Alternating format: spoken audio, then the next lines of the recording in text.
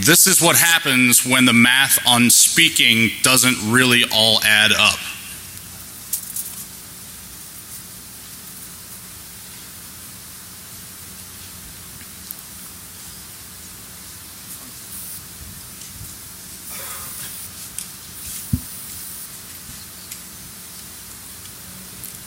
Well, hello. Well, hello. Ready to do this? Yeah, I'm ready to do this. Let's do it. Do you want me to stand up or? Oh, what, absolutely. It hurts Hey, more you know that what? way. You're the boss. Assume the position.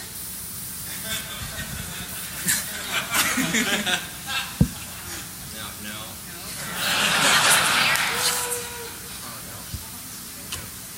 Yeah, I'm pretty sure. No, my mom's gonna watch this. All the more reason. All right, guys, it's up to a vote. Does he keep his pants on or does he spare ass? Pants on? Spare ass? You got it. No, fuck you guys. Let's do it.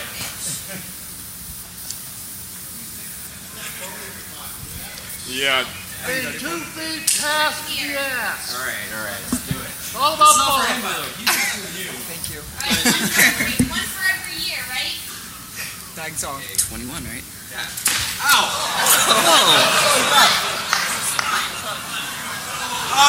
do it.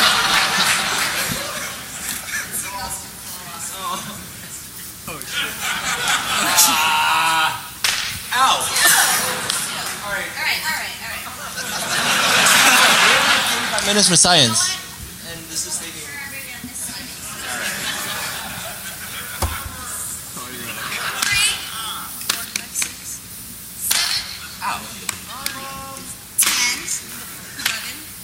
This is starting to really suck. I thought I like it.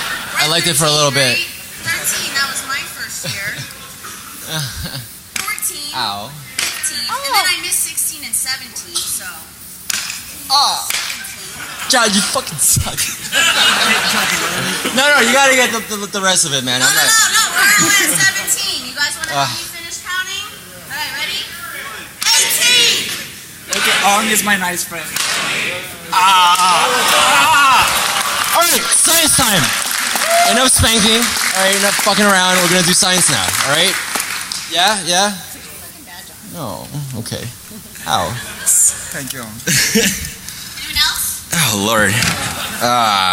Okay, science. So, I'm a PhD student from Columbia University. And this is my research. How's your voice shaking? It's my butt hurts. And this is terrible. Okay, so, I'm actually just going to put this down. The name of my talk is Stepping Stones, Adventures in Full Spectrum Embedded Exploitation and Defense. So the defense part is really important. This is really what I want to talk to you guys about. And here's why. Oh, and by the way, the slides are not on the DVD. It's on our website, and it's like 100 megs because unicorns are magical creatures which cannot be compressed at all. So sorry about that. And this is our typical talk. This is what I usually do. First we say, hey look, we find this bright shiny thing that we want to play with. And be it a router, a car, or a phone, or a printer, whatever it is, we talk about our motivation for wanting to do this sort of thing. And then we spend a lot of time in Fail Shack, figuring out all the different ways of not owning these devices. We fail, and after a while we finally succeed. We find that one vulnerability, we built that one exploit that works, so we're really excited, and we spend some time during the presentation talking about it. And then comes the bad news. Okay, the bad news is this thing is everywhere. The fix is really hard. This thing runs our lives, and it could potentially have very big impact that's terrible for the world. And then we feel bad for saying that. So we say, well, it's okay. Actually, we have this thing called duct tape. So we're going to duct tape this thing up by unplugging it from the network, or let's just not use it in the way that it's intended to, and hopefully your house won't fall down tomorrow.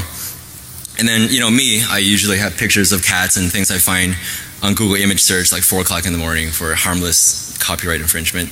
And during like the last 2 minutes of the talk, right, we always have this slide that says, wouldn't it be great if we had a real solution, a solution that's not just duct tape, that actually fixes the fundamental insecurities, the problems, the reasons why we have the problem that we presented on. And then we say, okay, goodbye, have a nice day, and we do it all over again. But the real solution is never really presented, usually. So I'm happy to say today we worked really hard to make this talk a little bit different. I'm going to spend about 47% of this talk on the offensive side of our work. You're going to see Poly-CUC's malware propagation. And by that I mean malware on embedded devices that propagate from one type of device to another, like a printer to a phone, from a phone to a router, and vice versa in full mesh configuration. And then we're going to spend a lot of this time, as much time as I can, on the defensive technology that we've built at Columbia University that we're commercializing through a little company that is called Red Balloon Security. The defense is called Software Symbiote, and it's essentially the product of the 5 years of my PhD work. You're about to see it live on stage in what amounts to basically your typical modern office. And then we're going to spend some time showing you pictures of unicorns and other things that I find on Google image search. So HumanCast, this is my PhD advisor and co-founder of Red Balloon Security, Salvatore Stolfo. We haven't seen him since Black Hat. We don't know where he is. Michael Costello is a fantastically beautiful man, a designer by day and a scientist by night. This is Jatin, who is also a research scientist at Red Balloon Security, and here's me getting spanked on stage and such. And special guest appearance by Mikey Droptables, who is the mayor of Ponetown, which is located between Quarth and New Jersey, so halfway between. And that's not all. So we have a lot of gear in front of you. We have the cast of machines, and this is stuff that you probably use every single day. You may or may not see them, on your desk, but we all use it in our modern offices. So we have the 2821 Cisco router.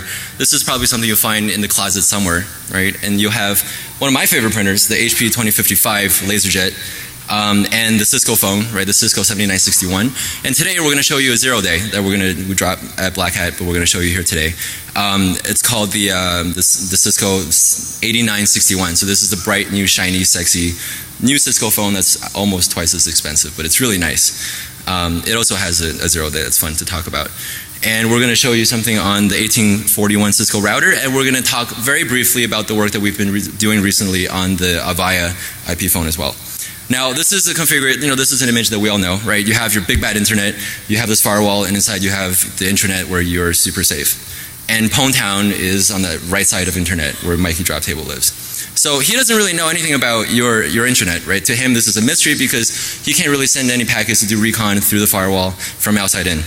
This is how we always set things up. But he can make an educated guess that you probably have a printer somewhere in your organization.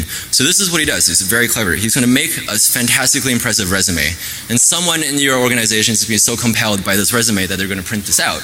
And this is a vulnerability that we talked about a year and a half ago, which has been patched by the vendor, where a print job can change the entire firmware on the printer itself. And that's because you can pack firmware update files inside print jobs, and the printer would just interpret the firmware update and flash its firmware. Okay, so that's been talked about. That vulnerability has been patched in theory. But once he gets onto the printer, now he has a physical stepping point into your intranet from the outside. And what he does is he will then, so why am I talking about this vulnerability, right? It's been fixed. We talked about this at Chaos 2 years ago. But it turns out we scanned IPv4 looking for publicly accessible vulnerable LaserJet printers on the internet. And after 14 months, 14 months after the initial security patch was released by the vendor, and I think they released something like 3 dozen patches for every single LaserJet model they made, we found that only 7.5% of all the printers on the internet has been patched against this vulnerability, right? So if you find, a 0-day on something like Firefox or Chrome, you have maybe a weak window where that vulnerability is actually useful. But on the embedded side, this is absolutely not the case, and it's because we don't have the same update infrastructure that we do on general purpose computers. So the vulnerability that I found on this LaserJet printer a year and a half ago, will still be something that your organization will probably be vulnerable to today, right? And that's just because people don't patch the firmware on their printers. It's difficult, it's cumbersome, and nobody likes to do it. So With this vulnerability, what he's going to do is he's going to create a reverse IP tunnel out the firewall so that he can get command and control through this tunnel from outside, from Pwn Town, into the internet. And from there, he's going to send the printer a couple of commands to do reconnaissance on the network to figure out what other embedded devices there are. And using what he knows about the vulnerabilities and exploits he has about those embedded devices, right, we're going to show how you can actually propagate through the network, compromising all of these embedded systems without ever touching a general purpose computer where you have host-based defense of any kind. Right? So, we've done a few of these. We looked at the printer, we looked at the router, and we looked at the various phones. And it turns out if you just sit down with an embedded device, if you focus on that one thing, finding vulnerabilities isn't really all that difficult. And I have to put that in air quotes. I mean, it's not easy. But you have the physical device, you have all the time in the world, you can take it apart, you can figure out how it works. So the idea was that, and this is the page I put in the first page of my candidacy document for Columbia, that my theory is that polyspecies malware propagation is certainly coming, right? We have the offensive capability to exploit all these different types of devices. The logical next progression would be to take one device and own another one. But it turns out, polyspecies malware propagation isn't just trivial, right? There are some challenges that has to be solved in order for this to really work in the real world. So my goal, right, is again to own, let's say, the router, and from there put malicious implants in every single one of these devices, embedded devices on the network. And there's certainly some challenges, and we're going to talk about the three that we really had to solve in order to get this to work. And here's the reason why. So if you look at the cast of machines, right, we have Cisco's, we have HP's, and we have Vias. Devices from different vendors. These are all proprietary devices. You're not going to get the source code for any of this stuff. The hardware is obviously all specialized. And on top of that, the architecture, we have MIPS, PowerPC, AVR, x86, ARM, all sorts of different ISAs. And after that, we have different operating systems. We have modified Linux, we have mystery operating system that nobody really knows very much about. We have things like iOS, which is proprietary and full of mystery. We have CNU that's kind of like Unix, but not really. And we have other things that are just complete mysteries, right? Look at the thing and say, does this thing even have a kernel? Completely unknown in some cases. So what I want to say is that take a step back. We're going to show you solutions to these problems, these challenges that we found for the offensive side. But when you solve the offensive problem, you're solving the dual of the defensive problem. So we are actually taking the insights we've gotten from building the embedded defensive technology, software symbiote, to apply this to build a offensive demo. So we're using the same type of technology for offense and defense, right? Yin Yang Cat. So the very first challenge here is a generalized way of modifying binaries, right? So once you have a device, how do I get the code that I want to run onto the thing in the first place, right? It's not like I can put, install.exe on a printer or a router. That's just not going to happen. And it turns out we built this automation infrastructure called FRAC, Firmware Reverse Analysis Console, that we presented here last year. I definitely recommend you check that out. We've been building on top of it, and it seems to have worked quite well. So that challenge is more or less solved for us. The next part gets a little tricky. And here is the generalized execution problem. So once you have modification, you can put whatever binary you want in these devices. Now the question is, what do you want to execute? And by execute, I don't mean just single instructions, but I want to run semantically equivalent payload on environments that are vastly different. Things like Linux kernel on MIPS or VxWorks on ARM, and have it all more or less do exactly the same thing without really a full understanding of the operating system at all. Right? And I'm going to show you ways of doing that. Once you solve that, there is an actually even trickier problem of getting input and output to these targets. So you have OS and hardware agnostic payload of some sort. How do you communicate to it? How do I send traffic and receive traffic from this device without understanding how the network subsystem works, right?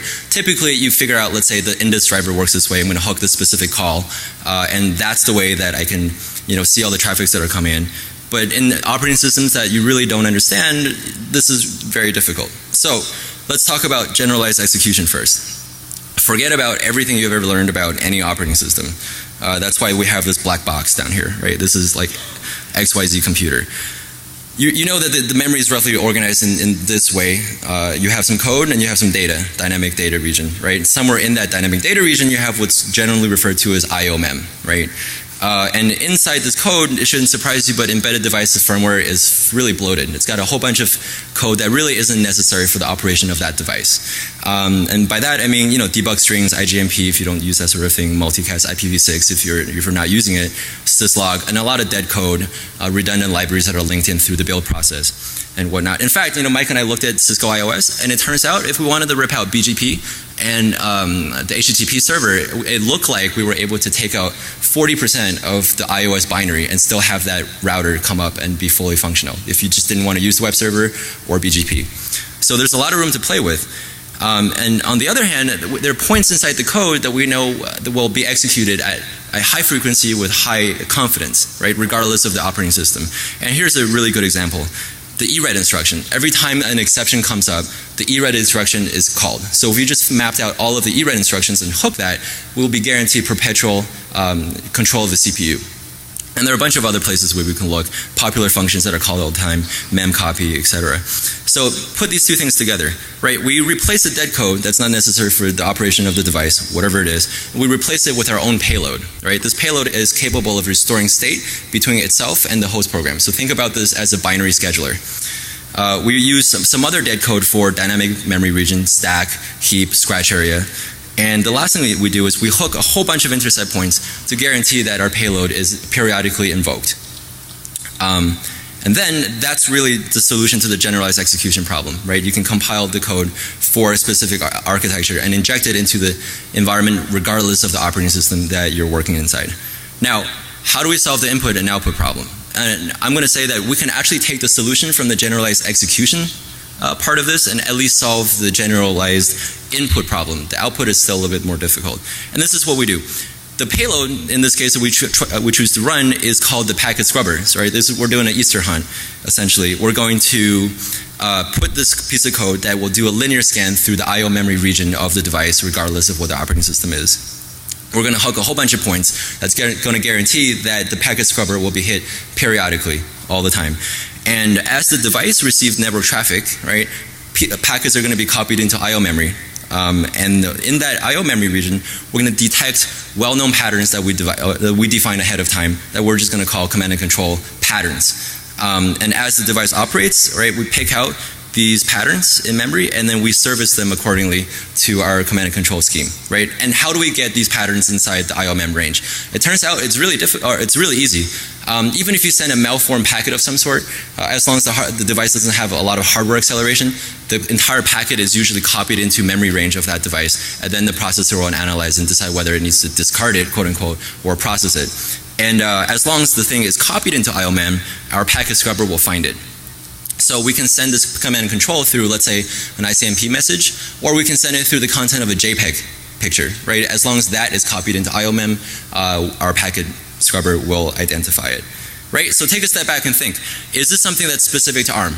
It's not. It'll work for MIPS, it'll work for AVR, x86, PowerPC, whatever architecture. Now, is this something that will only work for VxWorks? No. It will work for Lynx OS, the Windows CE kernel, iOS, big iOS, little iOS, the Linux kernel inside a DSP program, right? This is really hardware and software agnostic. So for completeness, this is the command and control and the command and control acknowledgement packet that we defined for this demo. You have an envelope that starts with a predefined pattern, and in this case I use ACAC because my initials, right? Followed by some metadata, and then at the end we have magic pattern prefaced by a checksum so we can validate that the packet hasn't been corrupted by something that we don't understand about how I/O memory is manipulated. And inside that we have the command arguments, various payloads, right? And this is how both the offensive and defensive demo will work. You'll see in a little bit. So put that together, right? You have the packet scrubber running, right? You have CNC packets coming in and out of I/O mem, and as these packets are hit, we identify it, we service the command and control, and that's how it all works. And we have it working on MIPS, ARM, printers, routers, phones, and you're going to see that today. And I want to take a moment. We found out about Barnaby Jack a few days before making this presentation, and we were all super shocked. So we wanted to do something for him as a tribute in this presentation. So we've actually implemented the Barnaby function. And what the Barnaby function does is it takes arbitrary embedded devices as input, and it puts his face into the working memory of those devices. Okay? And thank you. Oh, we're not done. We're not done. we've actually made a modified Barnaby function prime, which does exactly the same thing, but in a permanent way. So to show that not only can we do this through our command and control, we can actually affect real permanent physical destruction of all these devices through our command and control. So here is a Cisco phone with Barnaby Jack's face right past the Linux loader. Right here it is, physical destruction F prime. So now I want to talk a little bit about how our demo will go. So Mikey drop tables on the outside, right, eyeing the printer, owns the printer through this reverse IP tunnel, through this resume, establishes the reverse IP tunnel, sends command and control down to the printer to do recon. Recon will bring back active devices on the network. We're going to do a whole bunch of fingerprinting to figure out the devices you're actually looking at. And once we figure out whether this is a Cisco router or an HP printer or a Cisco phone, etc. And using what we find there, we're going to start dropping exploits onto these things and putting our malicious implants that'll give us the same command and control capability on all of these devices. Okay, and before we jump in the demo, I really have to say, I'm not allowed to say a lot about what we have done with Avaya. That's coming soon. But the JTagulator, I don't know if you guys saw the talk about it, is the super awesome sauce. Like, this is the coolest piece of hardware I've seen in a while. If you see Joe, get him like a latte or something, but buy like 10 of his boards. This is really cool. And his board made our work really possible. So big thanks for Joe Grant. So now, without further ado, Michael is going to start running the demo, the offensive demo. All right. I just want to say I really love this community. It's 1 o'clock, 1:30 now on a Sunday afternoon, the last day of the conference, and the room is packed. I mean, this is great. Like, you should all give yourself a round of applause, please.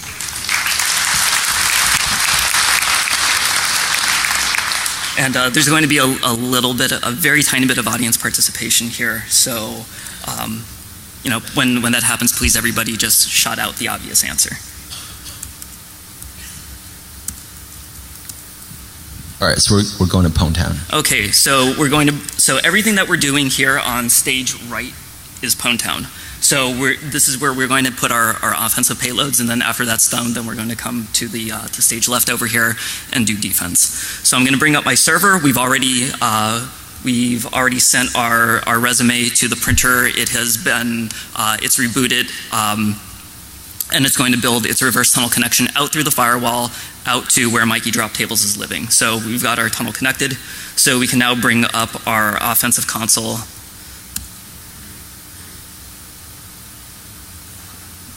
All right. And already we see that we have the printer in here. And so everything that we're going to be doing here, and I'll only see this at the beginning, but every command that we're doing, or almost every command that we're doing, is we're sending commands through the command and control tunnel to the printer to have the printer instructed to do different things. And so what might be the first thing that we want to do? So we've got our printer, we know about this on the network, but we want to do reconnaissance on the rest of the network. So we're going to do a SYN scan on the printer on port 23. And we're instructing the printer through the tunnel to do a SYN scan. We've spoofed the IP address, so all the syntax and all the reset packets are coming back to us, and we can find out a number of devices on the network. And right now we see we have a number of IP devices, and I apologize for the formatting for the screen size, but another thing that you're going to notice is that the printer now has a fingerprint, and this is a memory fingerprint. So when our rootkit is on there, we can do a checksum over memory, and then use this fingerprint as a key into a database that we have pre-computed offline a bunch of information on these devices. And here we know that it's an HP LaserJet 2055DN running firmware from March of 2010. And this might be another good time this might be a good time to note that this work that we're doing on the printer is nothing new. This is not a new exploit. This was presented at 28C3, Print Me If You Dare, and there was an NDSS 2013 when firmware modifications attack paper. Please read that and watch that. We're making the printer do a lot more things during this presentation. So now the next thing that we want to do, now that we have an idea of some devices on the network, is that we want to find out a little bit more information. We have some layer 3 information, we want to get some layer 2 information, because that's going to help us in the next stage of our attack. So we're going to ask the printer to give us a IP to MAC address mapping of these various devices, and then looking at the first 6 bytes of the MAC address, the OUI, we can find out what vendor these are. And we see that we have an HP, we have a couple Ciscos on here. And we also have one target on here, Recon 4, which is a Cisco. For the purpose of the demo, we know that this is an IP phone, so we're going to rename Recon 4 to phone 2. And what we're going to do is we're going to try to SSH into this phone, and we're going to try to, because we know that the phone is going to be running SSH, and we're not going to try to log into the phone by guessing a username and a password. We're going to take advantage of a feature on these phones, is that every single time you attempt to SSH into them, they ask their pre-configured TFTP server for an authorized keys file, so we can do key-based authentication on this. What we're going to do, though, is instruct the printer to ARP spoof the phone, making it think that a device that we control on the network is in fact the TFTP server. And that's going to be the printer. So one of the things that the printer does, in addition, as part of the packet scrubber, looking for these magic patterns of command and control packets, is it looks for TFTP authorized keys request files, and it already has in memory a nicely formed one packet TFTP response file of an authorized keys file. It just has to populate a couple of fields. But which key are we going to use, Mike? We're going to just use a key that we built ourselves. Oh, so we would be able to authenticate without. Yeah, that's nice. Mm-hmm. So we're going to poison phone 2 with the IP address of the TFTP server that we learned through reconnaissance. But first, before that, I need to bring up a proxy. I'm going to wait for the, the proxy already connected, very good. And we're going to, so we're going to ARP poison it and do it again for good measure.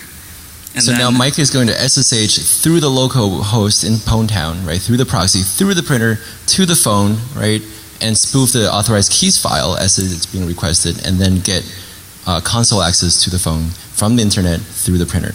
Okay, and if this works, we should get a shell login prompt and not an SSH password prompt. Yes. Ta-da! Wait, he's typing a super secret password. How do you know what the username and password is? Cisco documentation and forums. But can you not just change that password? No, because if you change it, then the checksum changes and the phone resets itself. And the password comes back to the way it was before? Yes. Oh, that sucks. Okay, so this we find out is a Cisco 8961. It's running 921 software. This is recent, not the latest software on it. There has been a release, or there will be forthcoming release that kind of puts epoxy in some of the holes on this, but doesn't actually address the problem that we're going to show you all today. But here we notice that this is a phone. This is a general purpose computer. This guy's to look like a phone that's running a Linux kernel on here. And we're not going to go over everything that we tried and failed to do to get root on this thing. We're going to cut right to the point. We found, after looking at how the phone boots up, that it uses NAND devices. And one of the things that we noticed, and this is just one of the devices. Does anybody see a problem with the permissions just shout on it this out. device? There you go. Yes. And we did this before seeing Monk's talk about NAND flash vulnerability, so we could have done this in a lot more elegant way, but he didn't send the slides before and we didn't know about it, so we did this in the most monkey way possible. Yeah.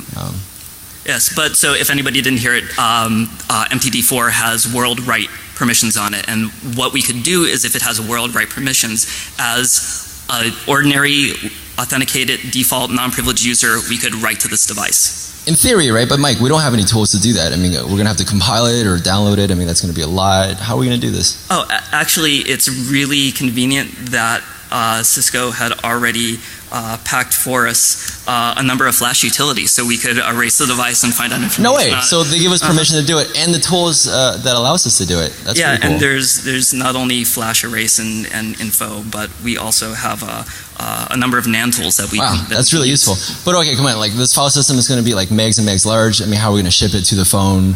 How are we going to pack it? It sounds all very complicated. It really isn't. You can do all of this stuff offline, and you could pack one file in a very small file system, fit into one 4K block, and transfer it over the phone using TFTP. Which is also on the phone, so you don't have to compile any of this stuff. All the tools are there. So there's the old day. I mean, when I found it, this was a little disappointing almost, right? Because we've gone from the CNU kernel, which is a proprietary thing that very few people have looked at, to a much more secure environment, the Linux 2.6 kernel, with all of the security patches backdated to the thing. And yet, owning this phone has become somehow easier, right? So something's wrong here. And it's just human error, really. So what would somebody want to pack into one of these files? Maybe a little root popping setuid root program. So if we look at who I am now, I'm default, but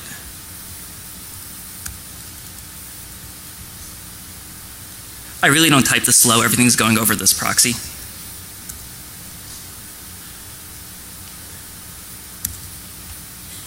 We're root. Ta-da! Okay, so that's all it took. You didn't actually even have to compile anything. You just log into the phone, you look around and build this 4K file system, and there you go, you have it. And now we're going to switch over to our command and control demo. For good looks, we promised that this is going to be a command and control infrastructure that, oh, by the way, I have to say, now that we're on a Linux operating system, we're home free, right? We can start doing all the stuff that we know how to do. So now going from a Linux phone to compromising the printer using the initial attack vector becomes all of a sudden very simple. Now we're going to load up all of the devices we have our command and control implant on. And for good measures, we're going to add two other devices, the Cisco 2821 router and the Cisco 1841 router, just to show that our command and control will work on phones, printers, and all sorts of different routers as well. Okay, so through the tunnel, the first thing that we want to do is heartbeat all the devices, see if our rootkit is listening.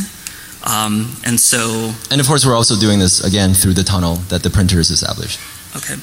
So a number of data gets back from it. Everything responds and says that we're here. Again, with the memory fingerprints that we were able to take, we can look up a bunch of info on these things pre-computed offline.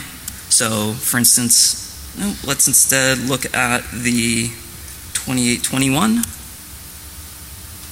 And we see that we know that it's running MIPS4 big endian. We could find the addresses of various functions. Here we've decided to redact. Oh yeah, so we got lawyer pwn, and we couldn't show you any of the actual offsets, but they're there in our database. Sorry. Okay, so now we can do read and write, right? So let's rock out the Barnaby function. Okay, so let's just go directly to reading and writing. So before running the Barnaby function, just so in case anybody doesn't know typical Cisco router behavior, if you type in enable and you type in the password wrong 3 times, this is bad secrets and you're just a regular privileged user. And if you do a show version, you just get to see what the router is running. But if we run the Barnaby function, this is doing a number of writes to memory. Let's do it on the 1841 as well. So now if we do enable bad secrets, but notice that the prompt has changed, and if we do a show priv, we're at... That's not supposed to happen. Things are weird and terribly bad in your routers. Wait, that's not all. So we're going to do show version, right? Yeah, and if we do show version. Oh, look at that. We've got Barnaby's face in there. Ta-da! And it's in the 1841 as well. Right. So we can do this on, and this is because all the command and control works the same way on different architectures, different operating systems, and we're just given an arbitrary memory write command, and we're writing it to the specific location. And the reason why we know the specific location of the string is because we actually have pre-computed disassembly of the specific iOS version that we found, that we know this router is running through the fingerprint that we've exfiltrated through the heartbeat. Okay, and we can do this at scale on all of the images from all the devices that we have under CNC. Okay, let's move on to so let's do the defense demo. We're running a little bit short on time, and as promised, I'm going to spend as much time as I can on the defensive side. So I want to say, well, okay, population Pwntown without defense 6, right? Terrible. Oh, another fun fact. It turns out the HP printer is really quite a capable piece of device. This thing can send about 15,000 packets per second, right? And you can send terrible things. You can just yak all day long. And it turns out, if you want to DOS a 2821 router using a single printer, you can. You can peg it to 100% or 98% CPU utilization. And just that's one printer. Imagine what I can do with 2 printers. And we'll show you that if we have some time, right? Wins all day. Okay, so now I want to show you the defense demo. And this is the thing that I've been spending the last 5 years of my PhD career developing.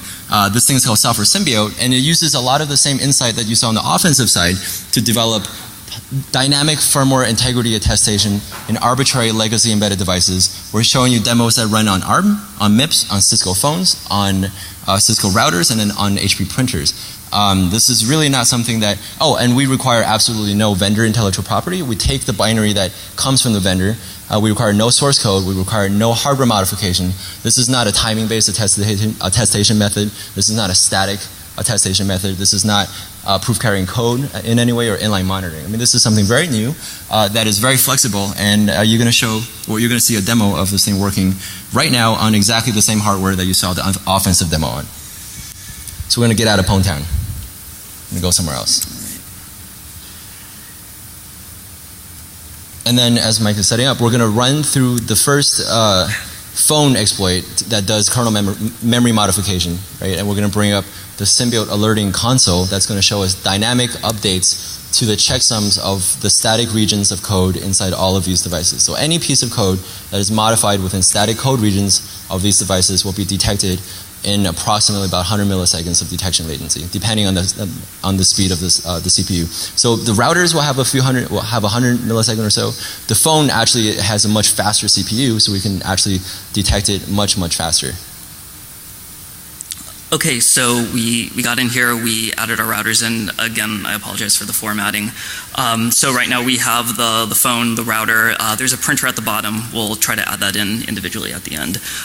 But for right now, we'll show you the phone and the routers. And so these are routers that are running our Symbiote code. This is all work that's been funded by DARPA, IARPA, the DHS. All of these things are packed together with a utility that we built called FRAC, funded by CFT. So thank you very much, Mudge, if you're in the audience or wherever you are. All right. So what we're going to do is we're going to go through exploits that we've demonstrated before, shown before. There's not much new here. So the first one but what is new here is the Symbiote defending all of this stuff.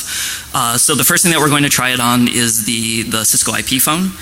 We're going to SSH into this thing. And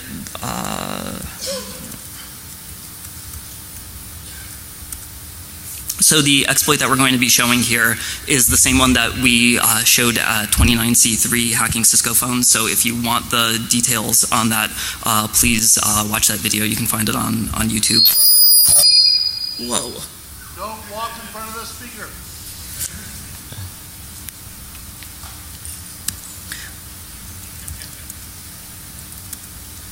And then the way that this demo works is that we have a file called pwnbin. What we do is we change the way that setuid responds so that we get root access. If you look over here, the Cisco phone, we have a one checksum and the secure state is secure. But after we go to the phone, we run pwnbin. We can then log into the phone. And we have root access. Again, please watch the video to see the details. But now we see that the security status changed the pwn because the Symbiote detected the change that we made in firmware. And the checksum has changed. That's how we detect it. And you can see the alarms coming periodically.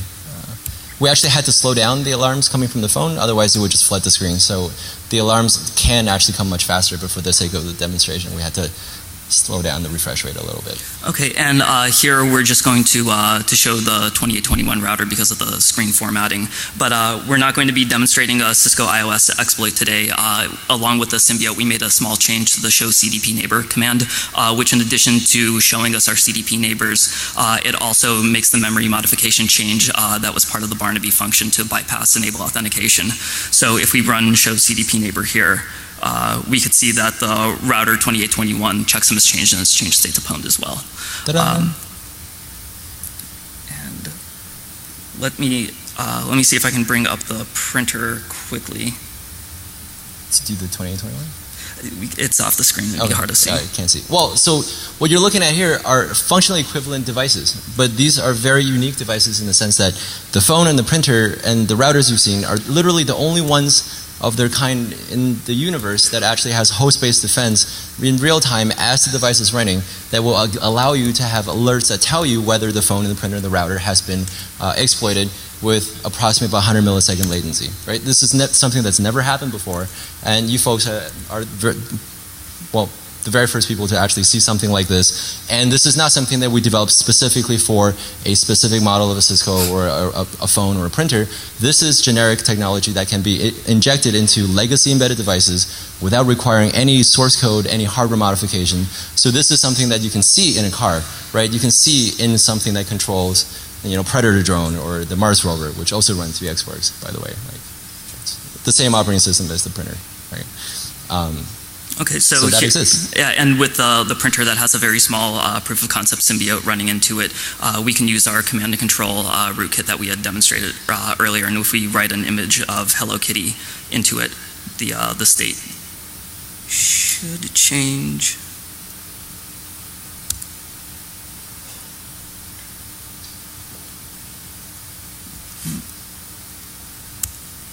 Oh, sorry. Oh, there. There you go. So we made a change to memory. The symbiote picked up on it. Phone The was- checksum changed, and we got it. Ta-da! So that's it. That's our defensive demo. I just want to say, so we've accepted host-based defense on desktop servers for a very long time now, right? And we haven't really started thinking about ways of seriously defending embedded systems against this type of attack. So you've seen in the last few years that exploitation of these devices are no longer a myth, right? It's no longer that hard that people aren't looking at it. Now, hopefully you saw here that the polyspecies malware propagation part of this thing is also not a myth, right? You saw it live on stage. You saw a printer own a phone, right? And malicious implants on routers, etc. So I think this is the real time that we need to start thinking about real ways of getting this technology out, host-based defense on the devices that we use every single day in our offices, right, in our defensive networks, etc. So we have a few more minutes. I'm going to take Q&A in the pool, so we're going to have some time for that. But before, can we run the DDoS, the denial of service demo? Who wants to see a printer peg a 2821 router? All right, let's do it. This is a lot of fun. So right now Mike is going to send the denial of service attack command to the printer, and what the printer is going to do is it's going to send as quickly as it can malformed TCP packets to the OSPF hello address in multicast, right? And when the router sees that, it doesn't know what to do, and it gets all scared, and its CPU goes all very high, and bad things happen, right?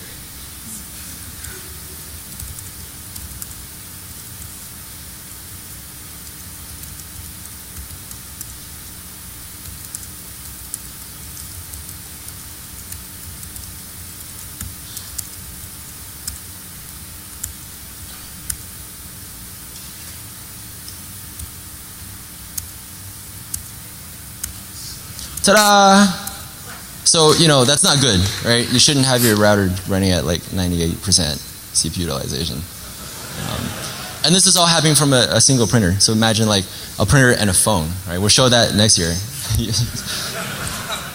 Okay, so that's our presentation. If you want to know more about Software Symbiote or our presentation, check out Red Balloon Security, Red Balloon Security. We have all of the academic papers that discuss exactly how this works, the performance constraints, the security promises and limitations of our technology, and some demo videos, and of course, this slide.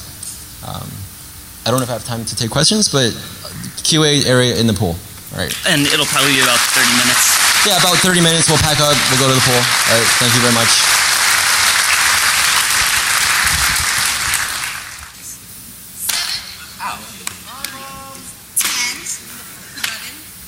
This is starting to really suck. I thought I like it. I liked it for a little bit. 13, that was my first year. 14. Ow. 15. And then I missed 16 and 17, so. Oh. 17. John, you fucking suck.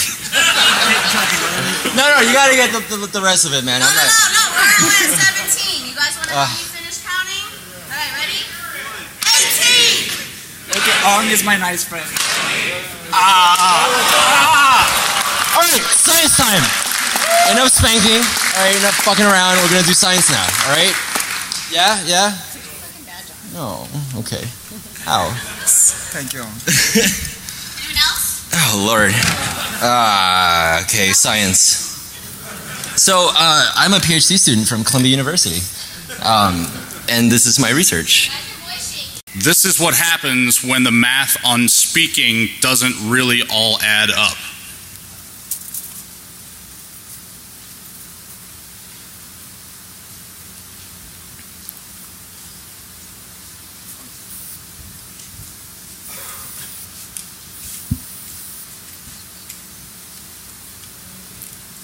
Hello. Well, hello. Ready to do this? Yeah, I'm ready to do this. Let's do it. Do you want me to stand up or? Oh, what, absolutely. It hurts Hey, more you know that what? way. You're the boss. Assume the position.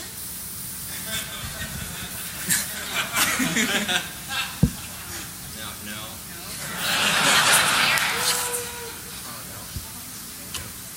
Yeah, I'm pretty sure. No, my mom's gonna watch this. All the more reason. All right, guys, it's up to a vote. We built that one exploit that works. We're really excited, and we spent some time during the presentation talking about it. And then comes the bad news. Okay, the bad news is this thing is everywhere. The fix is really hard. This thing runs our lives, and it could potentially have very big impact. That's terrible for the world. And then we feel bad for saying that. So we say, well, it's okay. Actually, we have this thing called duct tape. So we're going to duct tape this thing up by unplugging it from the network, or let's just not use it in the way that it's intended to, and hopefully your house won't fall down tomorrow. And then, me, I usually have pictures of cats and things I find on Google image search like 4 o'clock in the morning for harmless copyright infringement. And during the last 2 minutes of the talk, right, we always have this slide that says, wouldn't it be great if we had a real solution, a solution that's not just duct tape, that actually fixes the fundamental insecurities, the problems, the reasons why we have the problem that we presented on. And then we say, okay, goodbye, have a nice day, and we do it all over again. But the real solution is never really presented, usually. So I'm happy to say today we worked really hard to make this. Keep the pants on, this is spare ass. Everybody, pants on? Spare ass? You got it. No, fuck you guys. Let's do it.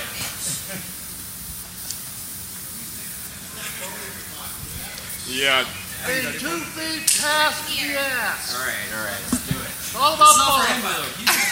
Thank you. All right, one for every year, right? Thanks all. 21, right?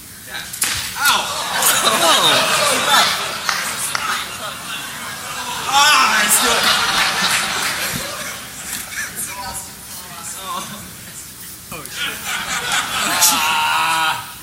Ow. All right. 5 minutes for science. And this is taking. For every on this side.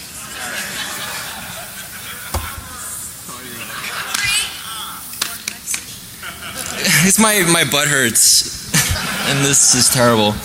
Okay, so I'm actually just going to put this down. The name of my talk is Stepping Stones, Adventures in Full Spectrum Embedded Exploitation and Defense. So the defense part is really important. This is really what I want to talk to you guys about, and here's why. Oh, and by the way, the slides are not on the DVD. It's on our website, and it's like 100 megs because unicorns are magical creatures which cannot be compressed at all. So sorry about that. And this is our typical talk. This is what I usually do. First, we say, hey, look, we find this bright, shiny thing that we want to play with. And be it a router, a car, or a phone, or a printer, whatever it is, we talk about our motivation for wanting to do this sort of thing.